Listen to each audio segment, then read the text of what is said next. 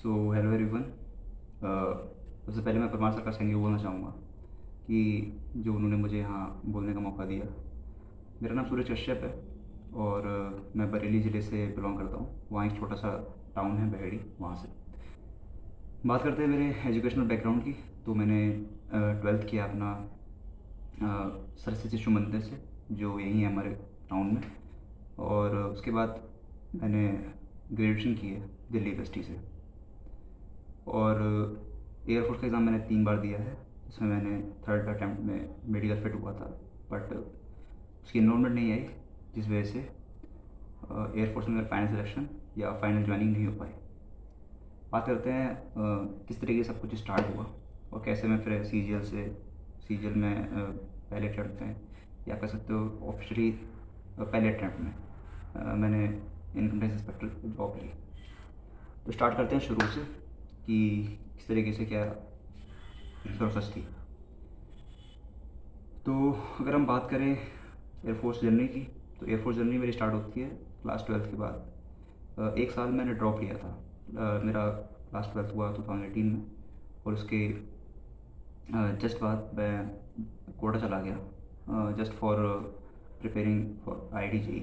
But मेरी तबीयत ख़राब हो गई, जिस वजह से घर आना पड़ा वापस। वहाँ मैं 1 महीना रुका था।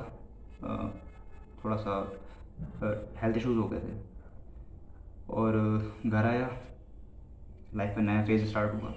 डिप्रेस हो चुका था, घर वाले परेशान, फैमिली में और रिलेटिव्स वगैरह, नेबर्स, काफ़ी ज़्यादा टेंशन वाली सिचुएशन थी मेरे लिए। और गलती मेरी थी, मैं मानता हूँ इस चीज़ को, कि मैं थोड़ा मतलब घर से दूर गया और जिस काम के लिए गया था वो नहीं कर पाया। और फिर अगर आपके मार्क्स अच्छे आते हैं 12th में, तो घर वाले सोचते ही हैं कि लड़का कुछ अच्छा करेगा, और आपसे उम्मीदें होती हैं उनको। बट वही बात है कि मैं चाह कर भी उन उम्मीदों को पूरा नहीं कर पाया। तो ये जर्नी थी मेरी 12th के बाद। हुआ क्या कि जब मैं घर आया वापस, तो that was like the month of June 2022। 1-2 महीने मैं मेरी बेड पर रहा, क्योंकि हेल्थ इशूज़ ज़्यादा बढ़ गए थे। और लगभग अगस्त सितंबर में आई वॉज कॉन्शियस, मैं हो पाया ठीक। तब तक काफ़ी टाइम हो चुका था। जैसे एग्ज़ाम्स होते हैं या कुछ एंट्रेंसेस होते हैं यूनिवर्सिटी में एडमिशन लेने के, बट सारे मिस कर चुका था मैं, क्योंकि उनकी भी टाइमलाइन होती है ना, कि जुलाई अगस्त तक वो चलते हैं, उसके बाद सारे एडमिशन्स ख़त्म हो जाते हैं। तो आई मिस दैट, और उसके बाद मेरा 1 साल बर्बाद होने जा रहा था। अब क्वेश्चन ये था कि करें क्या?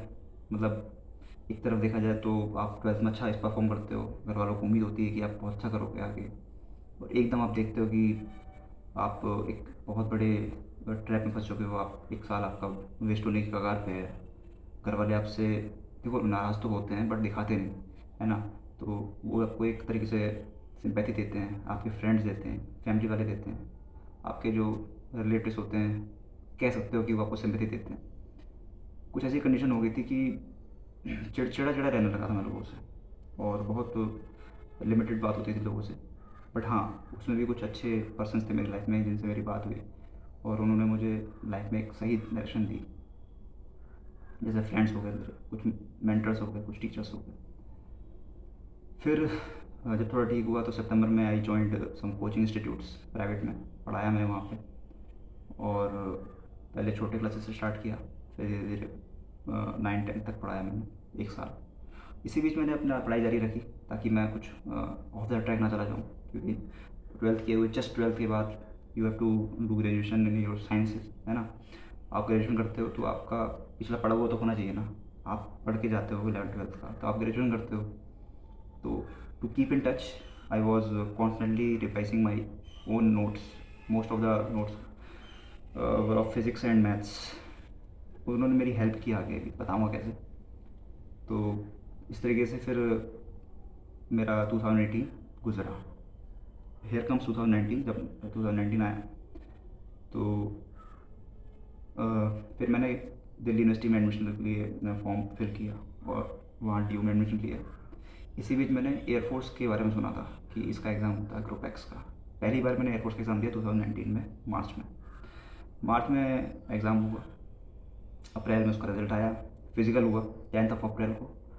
और उसके बाद आई नो कि शायद जुलाई में उसका मेडिकल था। मेडिकल में मैं फ़ेल हो गया।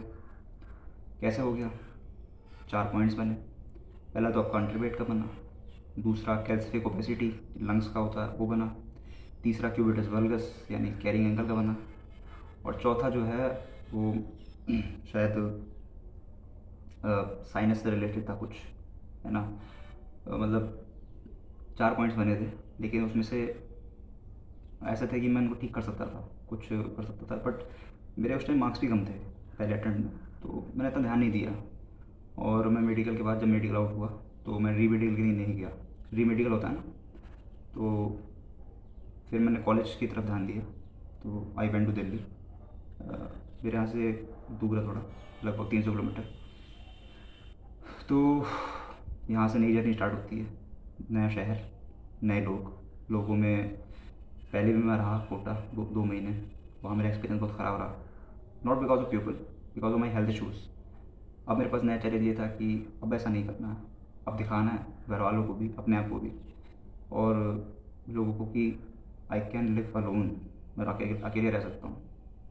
इसीलिए मैंने इसको एक तरीके से चैलेंज की तरह लिया। मैं वहाँ रहा 3 साल दिल्ली में। मैं जब वहाँ दिल्ली गया तो I joined some private coachings institutes, वहाँ भी मैंने पढ़ाया बच्चों को अलॉन्ग विद माई ग्रेजुएशन। और साथ साथ में मैं एयरफोर्स के पेपर भी दे रहा था। सेकेंड अटैम्प्ट मैंने दिया दिल्ली में रह के। डेट वॉज इन लाइक नवंबर 2019। उस अटैम्प्ट में मेरे मार्क्स अच्छे थे, काफ़ी अच्छे थे, कट ऑफ से ऊपर थे। बट उसमें जब फिज़िकल की डेट्स आई तो मैंने देखा कि फ़िज़िकल की डेट एग्ज़ाम की डेट से क्लैश कर गई। एग्ज़ाम कौन से? मेरे ग्रेजुएशन के एग्ज़ाम। बड़ा बुरा लगा। एक चुनना था मुझे, तो मैंने कॉलेज को चुना, क्योंकि 1 साल हो गया था मुझे घर बैठे बैठे।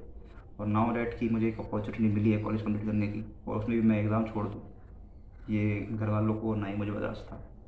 तो वहाँ मैंने अपने कॉलेज का एग्ज़ाम चुना और फिर मैं कॉलेज एग्ज़ाम देने गया।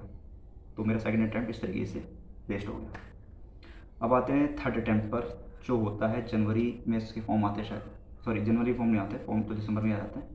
जनवरी में एग्ज़ाम था शेड्यूल्ड, और ये एग्ज़ाम कैंसिल हो गया। क्यों कैंसिल हो गया? जनवरी 2020 में, जनवरी 2020 में आपका मनचाहा कोविड आ गया था, चाहिए था।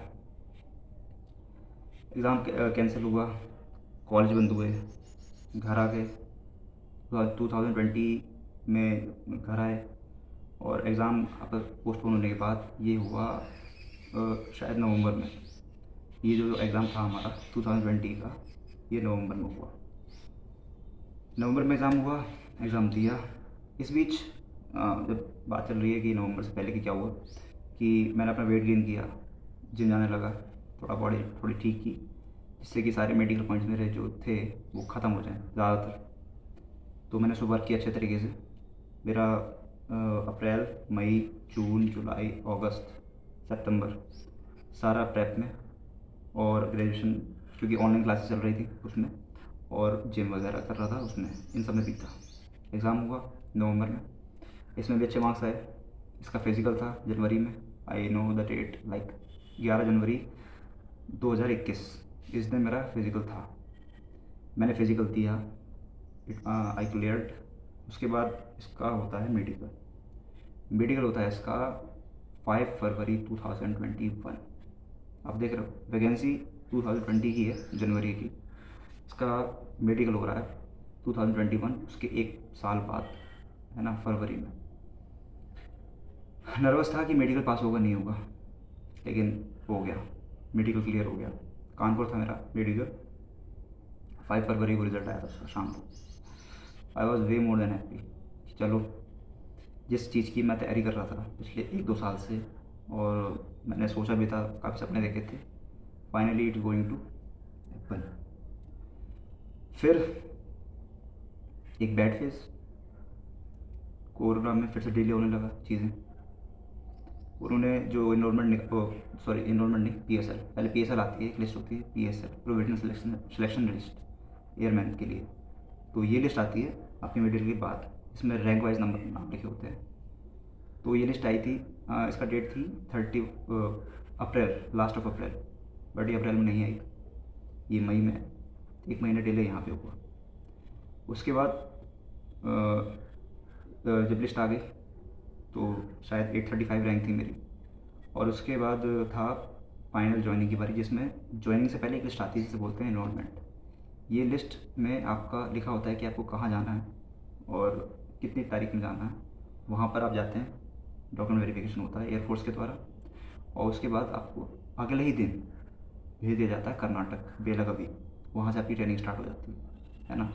तो ये होती है एनरोलमेंट लिस्ट जो PSR के बाद आती है, लेकिन वो आज तक आई नहीं। समझ रहे हो आप? हुआ ये कि डिले होता रहा, जुलाई में लिस्ट आनी थी, नहीं आई, अगस्त, सितंबर, अक्टूबर, नवंबर, दिसंबर, जनवरी, फरवरी, ये बात कर रहा हूँ मैं 2022 की, जनवरी 2022, फरवरी 2022, मार्च 2022, अप्रैल, मई, जून, जून 2022 में फैसला आता है कि आपकी जो सारी वैकेंसीज़ हैं जो कोविड में हुई हैं, सारी ज़ीरो कर दी गई हैं। जो भी उनके स्टेटस हैं सब ख़त्म। आपको दोबारा एग्ज़ाम देना होगा अगर आपको ज्वाइन करना है एज ए सोल्जर।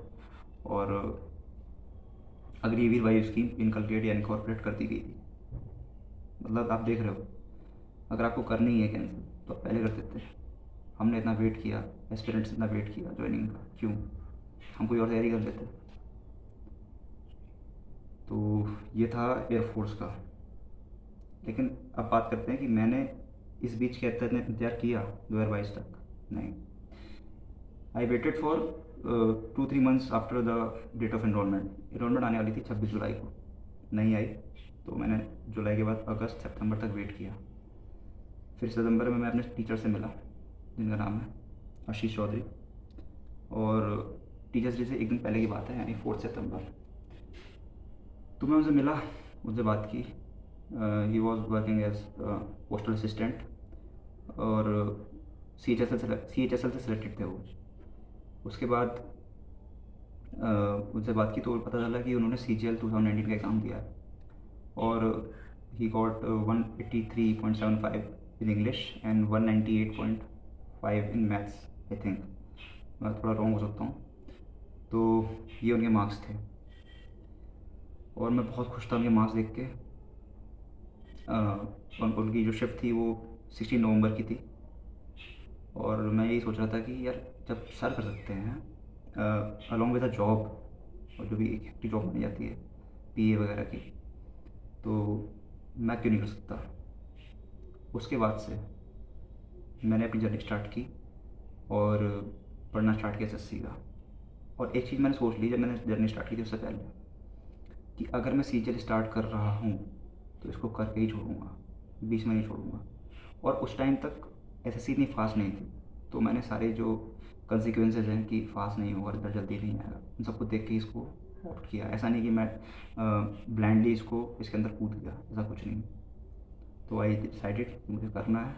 9 सितंबर को आई ऑर्डर्ड सम बुक्स, जिसमें मेरी SP बख्शी आई थी, और Norman Lewis word power made easy थी, और मैंने मैथ्स की मंगाई थी RS अग्रवाल, क्वान्टिटेटिव एप्टीट्यूड और रीजनिंग की थी a modern approach to verbal and normal reasoning, ये भी RS अग्रवाल की है। साथ में एक लूसेंट बुक मंगाई थी। ये बुक्स मंगाई थी मैंने, और मैंने अपनी तैयारी स्टार्ट की। स्टार्टिंग में बहुत मोनोटोनस लगता था पढ़ाई करना, लेकिन धीरे धीरे चीज़ समझ आने लगी और करने लगा। और सितंबर, अक्टूबर, नवंबर, दिसंबर, ये सारी 2021 की बात है। फिर जनवरी 2022, फरवरी 2022, ये जो मंथ्स हैं इसमें मेरा प्रिपरेशन का फर्स्ट फेज़ स्टार्ट होता है, फर्स्ट फेज़ चला था। क्योंकि फरवरी के बाद मेरी प्रिपरेशन ब्रेक हो गई थी, क्योंकि फरवरी के बाद लॉकडाउन पूरी तरीके से खुल चुका था, और फरवरी में हमारे कॉलेज खुल गए थे दिल्ली यूनिवर्सिटी के, तो मुझे दिल्ली दोबारा जाना था वापस। तो एग्ज़ाम्स वगैरह थे फाइनल ईयर के। तो फरवरी 2022, मार्च 2022, अप्रैल 2022, मई 2022, ये जो 4 महीने हैं इसमें मैंने अपने कॉलेज में एग्ज़ाम की प्रिपरेशन की, SSC की प्रिपरेशन ब्रेक हो चुकी थी। तो अब बात कर लेते हैं कि पहले फेज़ में मैंने क्या किया। what I did in my first phase of preparation, that was in September 2021 to February 2022. तो सबसे पहले तो मैंने ये बुक्स मंगाई थी आर एस अग्रवाल, 4 महीने कंप्लीट की दिसंबर तक, 16 दिसंबर कंप्लीट हो गई थी आर एस अग्रवाल, जो कि मैंने बेसिक से की, नो कोर्स नथिंग, बेसिक से की थी। आर एस अग्रवाल की जो रीजनिंग की बुक है, जो इंपॉर्टेंट टॉपिक्स थे, क्योंकि बहुत मोटी बुक है उसमें, सारी बैंकिंग वगैरह यूपीएससी सारे सवाल है उसमें, तो जो एसएससी से रिलेटेड कंटेंट था मैंने उसका वो किया। थर्ड मैंने लूसेंट पढ़ने की कोशिश की, नहीं पढ़ पाया। और फोर्थ नॉर्मन लुइस और एस पी बख्शी, ये दोनों बुक्स मैंने कंप्लीट की और मैंने 2 बार की थी ये। साथ में मैंने इसी टाइम एक बुक और मंगाई थी प्रैक्टिस के लिए, इंग्लिश के लिए, that is MP publication previous year, 195 sets थे उसमें, 2020 एडिशन की थी वो, तो उसमें सारे मैंने अच्छी तरीके से कर ली थी वो पूरी कंप्लीट, उसमें सारे टेस्ट लगा चुका था मैं। अब तक इस टाइम तक मैंने कोई भी ऑनलाइन प्रिपरेशन वगैरह कुछ भी मॉक्स वगैरह कुछ देना स्टार्ट नहीं किया था, just I was doing my books. बात करते हैं मैथ्स की। अगर मैथ्स की मैं सेपरेट बात करूँ तो मैथ्स में मैं लगभग जब मैं बुक कंप्लीट कर चुका था क्वान्टिटेटिव एप्टीट्यूड की, तो आई वॉज फीलिंग सम कि जो मैं कर रहा हूँ ना वो इनफ नहीं है, क्योंकि जो मैं सवाल कर रहा था, सवाल मैं बेसिक से कर रहा था, और बेसिक से करने में बहुत टाइम ले रहा था, लगभग एक सवाल 2-2 मिनट में हो रहा। तो फिर मैं सोचने लगा कि यार ऐसे तो चलेगा नहीं, ऐसे तो होगा नहीं एसएससी, क्योंकि एसएससी में सवाल ज़्यादा आते हैं और टाइम कम होता है। तो I was searching some courses on YouTube, I came across a channel named GV bit mover. मैं आपको सारे चैनल्स की सारे रिसोर्सेज की अपनी लिंक दे दूँगा नीचे, जो भी यहाँ जहाँ भी ये वीडियो जाएगी उसके नीचे कमेंट में आप देख लीजिएगा। तो जीवी बिट मूवर जो चैनल है, वहाँ से मैंने मैथ्स का कोर्स किया है। कोर्स पेड कोर्स नहीं है, बिल्कुल फ्री है। 300 आवर की प्लेलिस्ट है, जिसमें उन्होंने सारे चैप्टर्स की मैराथन वीडियोज़ डाल रखी हैं। फॉर एग्जांपल जैसे परसेंटेज है, उसकी लगभग 7.5 घंटे की वीडियो है, मैंने वो देखी और उनका कंटेंट बहुत सही है, मेरे को बहुत सही लगा। मैं रिकमेंड करूँगा उसके लिए जिसको मैथ आती है, जिसका बेसिक थोड़ा ठीक है, वो बिना कोर्स लिए भी मैथ अच्छी तरह से कर सकता है। मैंने वो वीडियोज़ देखी, उसके नोट्स बनाए, और मैंने वो वीडियोज़ देखना स्टार्ट की थी जनवरी में। I made out some notes, और फरवरी तक मैंने ख़त्म कर दिया था वो, जनवरी से लेकर फरवरी तक, मतलब लगभग 40 दिन में मैंने वो कंप्लीट कर लिया था कोर्स। और उसके नोट के साथ, नोट्स में सवाल भी लिखता था, और उसके सवाल के साथ साथ उनके सॉल्यूशन भी लिखता था। कुछ सवाल रिपीट होते थे तो वो मैं नहीं लिखता था। बात करते हैं इंग्लिश की। इंग्लिश में मैंने इस टाइम तक वो 2 बुक्स ही की थी, एक तो आपकी एस पी बख्शी, दूसरी नॉर्मन लुइस, और हाँ तीसरा मैंने नोट वो सेट्स लगा लिए थे प्रीवियस ईयर के एम पी पब्लिकेशंस। जीएस में मैंने फर्स्ट फेज़ में 17 फरवरी तक मैंने केवल ज्योग्राफी और हिस्ट्री के नोट्स बना लिए थे। ज्योग्राफी के मैंने नोट्स बनाए थे, एक चैनल है अनअकैडमी जेई करके, वहाँ पर टीचर थे अभिषेक सर नाम है उनका, उनकी ज्योग्राफी की पूरी वीडियोस पढ़ी हैं फ्री। तो मैंने वो 45 वीडियोज़ हैं वो कंप्लीट करके उनको नोट्स बनाए थे। हिस्ट्री के लिए एडुटेरियन नाम से चैनल है, प्रवीण सर पढ़ाते हैं, बीपीएससी ऑफिसर हैं वो बीपीएससी से, तो उनकी मॉडर्न हिस्ट्री मिडीवल दोनों के मैंने नोट्स बनाए थे। एंशियंट में के मैंने नहीं बनाए थे, एंशियंट मैंने लूसेंट से ही देख ली थी। एंशियंट के मैंने मतलब बनाए थे खुद से, वीडियो से नहीं बनाए थे। तो ये मैंने इतना किया था जीएस में, 2 सब्जेक्ट्स के अलावा और कुछ नहीं पढ़ा था, ना करंट ना स्टैटिक, और कुछ नहीं फिलहाल। तो बात करते हैं रीजनिंग की। रीजनिंग में पीयूष भाषण सर से कुछ फ्री वीडियोस थी, तो वहाँ से मैंने कुछ नोट्स बनाए, जैसे कि डायरेक्शन सेंस टेस्ट वगैरह, ब्लड रिलेशन, फिगर काउंटिंग वगैरह, और कुछ चैप्टर और भी थे जो इरेलीवेंट थे मैंने बना लिए ऐसे, जैसे क्लॉक हो गया है ना, वाटर इमेज, मिरर इमेज वगैरह क्वेश्चंस, तो मैंने वो कर लिए थे।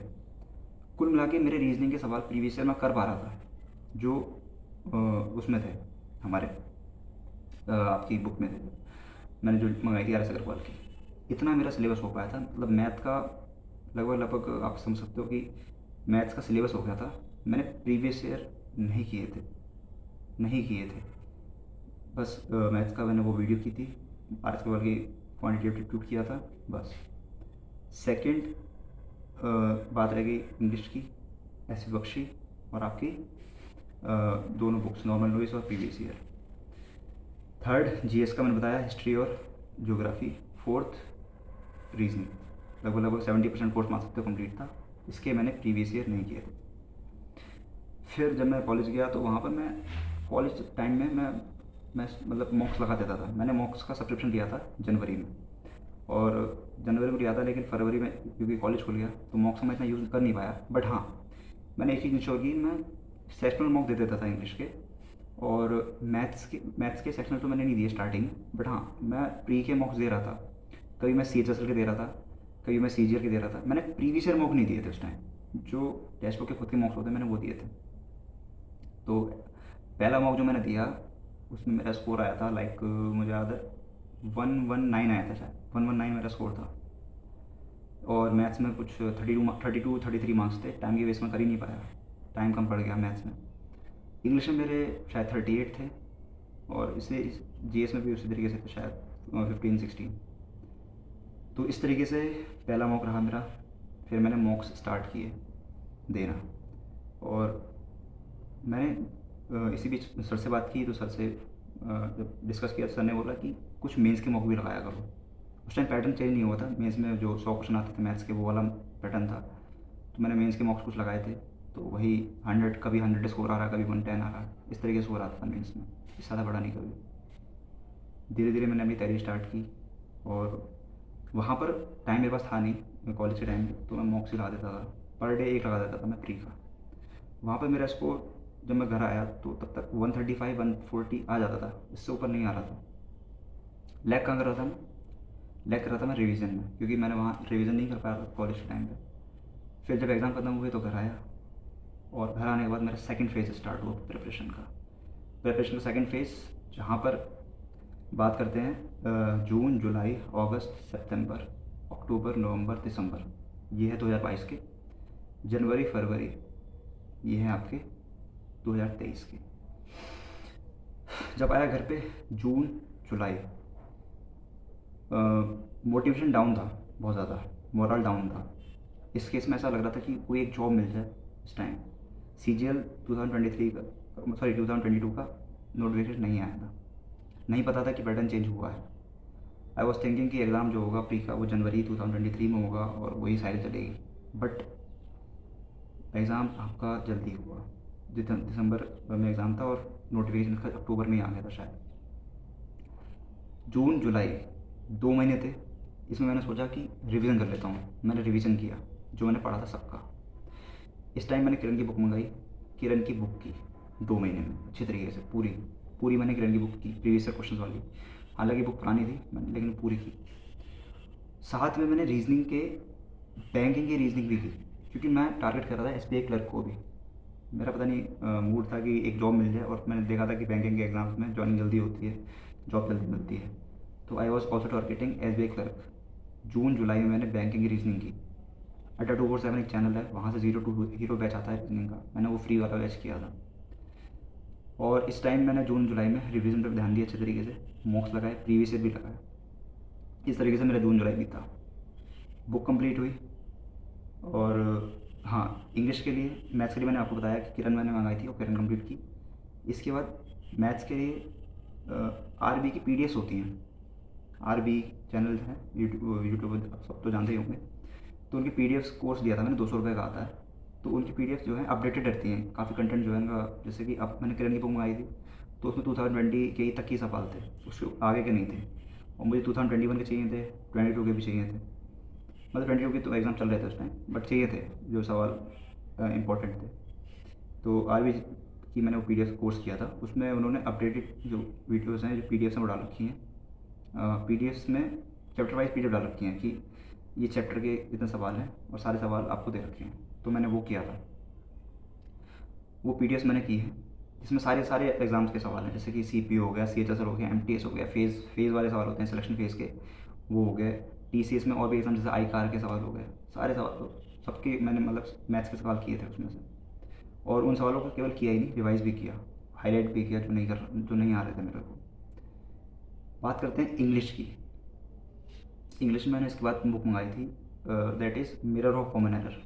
मैंने, क्योंकि इंग्लिश में ठीक ठाक स्कोर आ रहा था, लेकिन एरर में थोड़ा सा दिक्कत कर रहा था, तो एरर के लिए मैंने अलग से ये बुक मंगाई। जी एस में, जी एस मेरे को बहुत बोरिंग लगती थी, तो मैंने जी एस में ज़्यादा कुछ ध्यान दिया नहीं।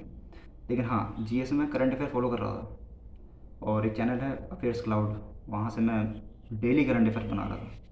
जो कि मैं नहीं कहूँगा कि आप बनाओ, डेली करंट अफेयर फॉलो करने की ज़रूरत नहीं है, मंथली आप यूट्यूब वीडियो देख लो और उसकी पीडीएफ से रिवाइज करते रहो उन करंट अफेयर्स को, that is enough. No need to make your own notes current affairs के लिए खासकर। जीएस में स्टैटिक का मैंने अभी तक कुछ नहीं पढ़ा था, बट हाँ वीडियोज़ वगैरह मैंने कुछ देखी थी, नोट्स नहीं बनाए थे।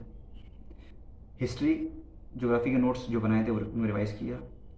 पॉलिटी की मैंने मैराथन वीडियोज़ देखी थी इस टाइम, और जीवी सर की कुछ और वीडियोज़ थी जैसे हिस्ट्री की, तो उनको रिवाइज भी कर लेता था, उनके मैराथन वीडियोज़ आती थी तो मैंने वो भी करी थी काफ़ी सारी। इसके बाद बात करते हैं कि हाँ रीजनिंग में बुक थी 70 to 100 क्वेश्चन की, 7200 क्वेश्चन आते हैं, उसकी पीडीएफ थी मेरे पास, मैंने वो बुक की थी। बहुत बढ़िया बुक है वो रीजनिंग के लिए, उससे अच्छा कुछ नहीं है। रीजनिंग की वो बुक कर लो और उसके बाद मॉक्स। रीजनिंग काफ़ी है इतना, मैंने वही किया। मैथ्स में मैंने किरण की थी, किरण के बाद वो पीडीएफ में जब वो बता रहा था आरबी की वो, और उसके बाद मॉक्स, बस मैथ मेरा क्वेश्चन ख़त्म हो गया। इंग्लिश मिरर ऑफ कॉर्नर मंगाने के बाद एक बुक और मंगाई थी मैंने, that is black book. Black book से मैंने वोकैब वगैरह रिवाइज़ किया अच्छी तरीके से। ये इंग्लिश का हो गया। फिर जीएस का तो मैं बताया आपको कि अलग ही चल रहा था, उसका मैंने ज़्यादा कुछ किया नहीं। तो इसके बाद मैंने जून जुलाई में रिवीजन किया, अगस्त में स्कूल ज्वाइन किया थोड़ा सा फाइनेंशियल स्ट्रॉन्ग होने के लिए। पार्ट टाइम स्कूल करता था 3 घंटा, और इधर अपना तैयारी करता था और एक कोचिंग पढ़ाने जाता था। तो कुल मिला के हेक्टिक शेड्यूल बन गया था काफ़ी ज़्यादा। 6 घंटे में निकाल पाता था सीजीएल के लिए, क्योंकि 3 4 घंटे मेरे स्कूल में वेस्ट होते थे, 1 घंटा कोचिंग में। तो कुल मिला के अगस्त सितंबर में मैंने ज्वाइन किया आपका वो ग्रुप, द पंडित्स का मेंटरशिप प्रोग्राम। और वो मेरी लाइफ का एक अच्छा डिसीजन था। वहाँ काफ़ी ज़्यादा लोग मिले मेरे जैसे जो तैयारी कर रहे थे, कॉम्पिटिटिव माहौल मिला, सीनियर्स मिले जो गाइड कर रहे थे, जो पहले से सिलेक्टेड थे, और मॉक्स वगैरह के स्कोर डालना, सब कुछ करना अच्छा लगता था वहाँ पर। फिर एक और ग्रुप मिला हमें टेलीग्राम पर, जहाँ पर कुछ और दोस्त मिले, जैसे विशाल भाई हो गए और भी लोग थे। तो ये सब जब मेरे जैसे ही थे पढ़ने वाले, कोई मेरे से सीनियर कोई जूनियर, तो हम लोगों ने अपना एक खुद का एक ग्रुप बनाया। वहाँ हम लोग अपना स्कोर डालते थे। द पंडित भी साथ साइड बाई साइड उनकी जो उनका जो शेड्यूल आता था वो देखते थे हम लोग, मॉक्स वगैरह सब कुछ फॉलो करते थे। तो इस तरीके से अगस्त सितंबर अक्टूबर नवंबर ये सारा बीता। नवंबर में सीपीओ का एग्ज़ाम हुआ था। मैंने वो एग्ज़ाम दिया सीपीओ का, एसएससी सीपीओ, एसएससी आईएनडी और एसएससी सीजीएल। तो ये तीनों एग्ज़ाम सिमल्टेनियसली चल रहे थे मेरे साथ में। सीपीओ का एग्ज़ाम था शायद 10 नवंबर को प्री, वो भी जो क्लियर हुआ 160 मार्क्स थे उसमें। और सीजीएल का जो एग्ज़ाम था प्री का वो था आपका 12 दिसंबर को, इसमें 170 मार्क्स हैं प्री में। और आपका जो ये हुआ 170 थे पहले, बट रिवाइज हुई आंसर की और एक क्वेश्चन शायद गलत हो गया तो 167.5 हो गया उसके बाद। थर्ड है आपका एसएससी आईएमडी, इसमें भी शायद 140 मार्क्स हैं। मैं तीनों के स्क्रीनशॉट डाल दूंगा प्री के। सिमल्टेनियसली मैं ये सारे एग्ज़ाम दे रहा था, कोचिंग भी पढ़ाता था, स्कूल भी था, और सब कुछ चल रहा था अच्छा।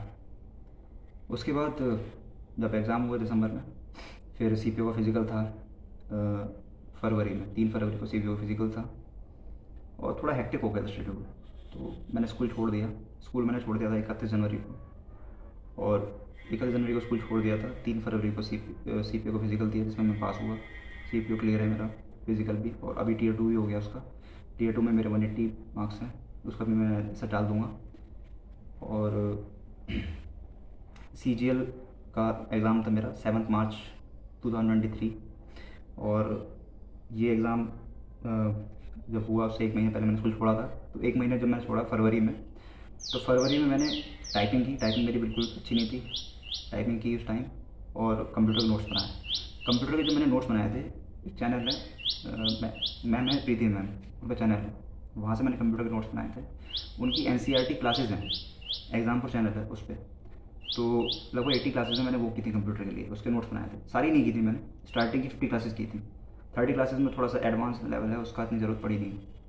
पिनैकल एक ऐप है, वहाँ से मैंने कंप्यूटर के मॉक्स लगाए थे, सेक्शनल मॉक थे, लगभग 100 मॉक्स थे, 100 या 99 थे, मैंने वो किए थे।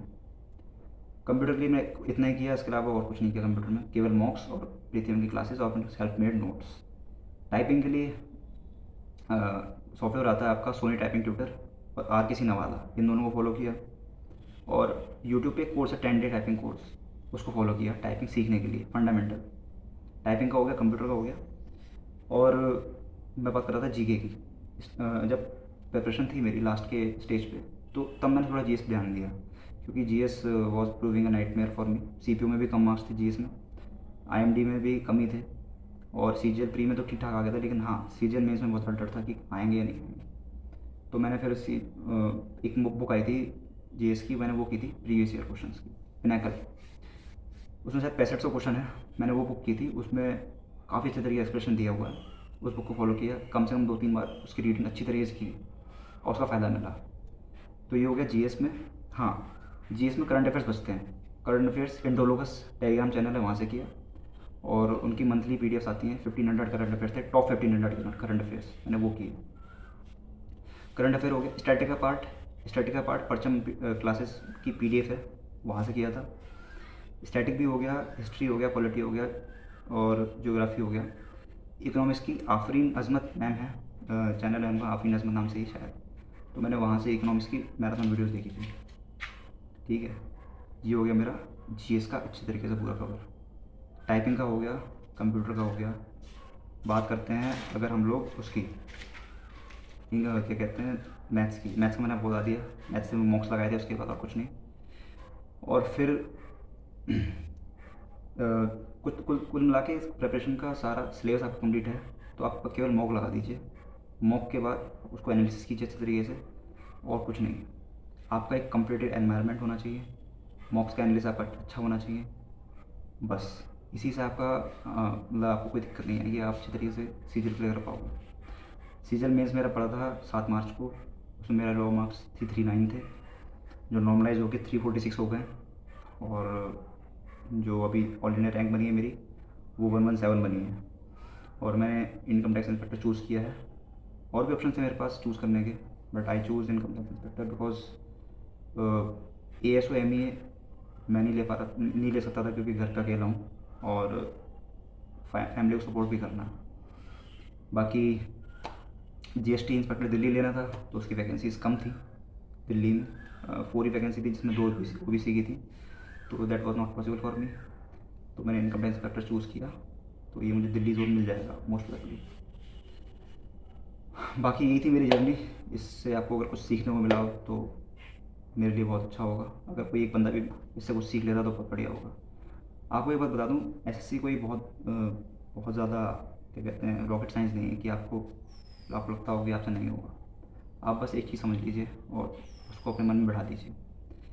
अगर आपने इसका सिलेबस कर लिया, आपने इसके मॉक्स लगा दिए, आपने इसका मॉक्स का एनालिसिस कर लिया, ठीक है, आपको सिलेक्शन लेने से कोई नहीं रोक सकता।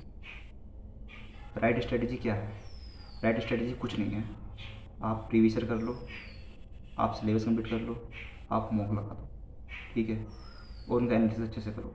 बस यही है राइट स्ट्रेटजी, इसके अलावा कुछ नहीं।